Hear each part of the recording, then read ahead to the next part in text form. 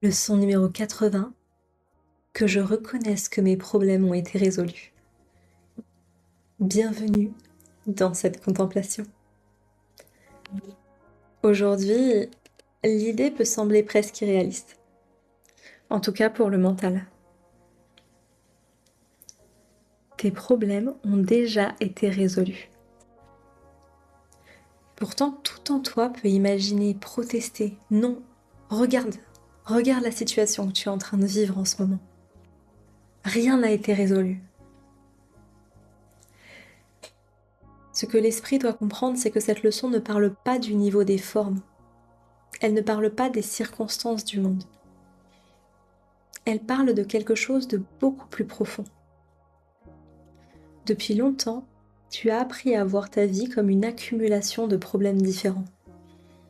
Des problèmes relationnels, des problèmes financiers, des problèmes émotionnels, des problèmes de santé. Et chacun semble avoir sa propre cause, sa propre complexité et sa propre solution. Ici, la proposition est radicale. Il n'y a qu'un seul problème et donc il n'y a qu'une seule solution. Le problème unique dont il s'agit ici n'a rien à voir avec ce qu'il se passe dans le monde. C'est simplement une idée dans l'esprit. La croyance que tu es séparé. Séparé des autres, séparé de l'amour, séparé de la paix, séparé de ce que tu es réellement.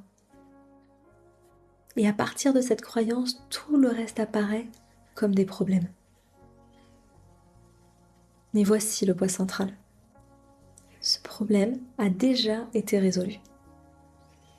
Pas dans le futur, pas grâce à un effort, pas après une transformation. Déjà, maintenant. Tout simplement parce que la séparation elle-même n'a jamais réellement eu lieu. On ne peut pas régler un problème sur quelque chose qui ne s'est jamais passé. Le miracle ne fait rien. Il enlève simplement ce qui n'était déjà plus là. Il révèle que le problème était basé sur une illusion. Alors la question, c'est pourquoi est-ce que ces situations nous semblent encore tellement réelles ? Eh bien parce que l'esprit continue de protéger l'idée du problème. Il y a une part en toi qui veut garder le conflit, qui veut avoir raison, qui veut prouver que quelque chose ne va pas. Car dans cette tension, l'identité séparée semble exister. Mais aujourd'hui, une autre possibilité est offerte. Ne pas résoudre les problèmes, mais reconnaître qu'ils ont déjà été résolus. Alors ici, cela ne nous demande pas d'analyser, encore moins d'essayer de tout comprendre en détail. Il s'agit simplement d'un espace d'honnêteté intérieure. Et si ce que je perçois comme un problème n'était pas le vrai problème ?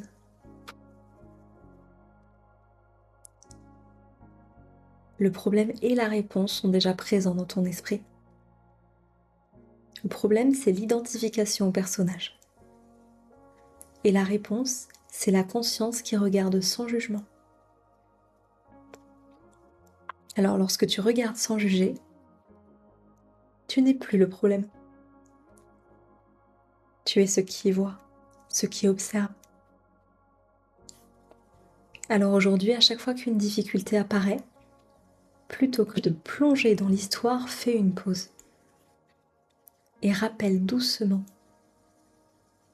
que je reconnaisse que ce problème a été résolu. Et observe. Observe ce qui en toi se détend. Observe ce qui lâche.